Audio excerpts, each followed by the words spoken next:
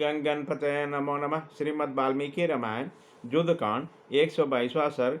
श्री राम की आज्ञा से विभीषण द्वारा बानरों का विशेष सत्कार तथा सुग्रीव और विभीषण सहित बानरों को साथ लेकर श्री राम को पुष्पक विमान द्वारा अयोध्या को प्रस्थान करना। फूलों से सजे हुए पुष्पक विमान को वहां उपस्थित करके पास ही खड़े विभीषण ने श्री राम से कुछ कहने के विचार किया। राक्षस राज विभीषण ने दोनों हाथ जोड़कर बड़ी विनय और तावली के साथ श्री रघुनाथ जी से पूछा, प्रभु अब मैं क्या सेवा करूं? तब महातेजस्वी श्री रघुनाथ जी ने कुछ सोचकर लक्ष्मण के सुनते हुए स्नेहजनक युक्त वचन से कहा, विभीषण, इन सारे बानरों ने युद्ध में बड़ा यत्न और परिश्रम किया है। अतः तुम नाना प्रकार के रत्न धन आदि के द्वारा इन सबका सत्कार करो। राक्षेश्वर, ये वीर संग्राम में कभी पीछे नहीं हटते, ये सदा हर्ष और उत्साह से भरे रहते हैं। प्राणों का भय छोड़कर लड़ने वाले इन बानरों के सहयोग से तुमने लंका पर विजय पाई है। ये सभी बानर इस समय अपना काम पूरा कर चुके हैं, अतः इतने रत्न और धन आदि देकर तुम इनके क्रम को सफल करो।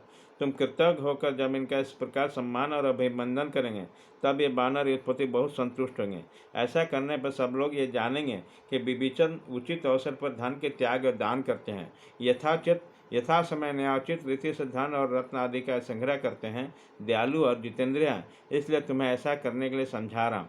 नरेश्वर, जो राजा सेवकों में प्रेम करने वाला, दान मान आदि सब गुणों से रहित होकर चलता है, उसे युद्ध के अवसर पर उद्विग्न हुए सेना छोड़कर चल जाती है। वह समझती है यह व्यर्थ ही हमारा वध करा रहा है, हमारा भरण पोषण या योगक्षेम की चिंता से बिल्कुल नहीं है। श्री राम के ऐसा कहने पर विभीषण ने उन सब बानरों को रत्न और धन देकर सभी का पूजन सत्कार किया। उन वानर पतियों को रत्न और धन से पूजित देखकर भगवान श्री राम लजाती हुई मनुष्य विदेह कुमारी को अंग में लेकर पराक्रमी धनुधर बंधु लक्ष्मण के साथ उस उत्तम विमान पर आरूढ़ हुए। विमान पर बैठकर समस्त बानरों का समादर करते हुए कुलभूषण श्री राम ने विभीषण सहित महापराक्रमी सुग्रीव से कहा, बानर श्रेष्ठ वीरों, आप लोगों ने अपने मित्र का कार्य मित्रोचित रीति से भली भांति संपन्न किया। अब आप अपने अपने अभिष्ट स्थानों को चले जाएं। सखे सुग्रीव, एक हितैषी एवं प्रेमी मित्र को जो काम करना चाहिए वह सब आपने पूरा कर दिखाया, क्योंकि तुम अधर्म से डरने वाले। बानरराज, अब तुम अपनी सेना के साथ शीघ्र ही किष्किंधापुरी को चले जाओ। विभीषण, तुम भी लंका में मेरे दिए हुए अपने राज पर स्थिर रहो। अब इंद्र आदि देवता भी तुम्हारा कुछ बिगाड़ नहीं सकते हैं। अब इस समय मैं अपने पिता की राजधानी से अयोध्या को जाऊंगा। इसके लिए आप सब लोग से पूछता हूँ और सबकी अनुमति चाहता हूँ। श्री रामचंद्र जी के ऐसा कहने पर सभी बानर सेनापति तथा राक्षस राज विभीषण हाथ जोड़कर कहने लगे, भगवान, हम भी अयोध्यापुरी को चलना चाहते हैं। आप हमें भी अपने साथ ले चलिए। वहाँ हम प्रसन्नतापूर्वक वनों और उपवनों में विचरेंगे।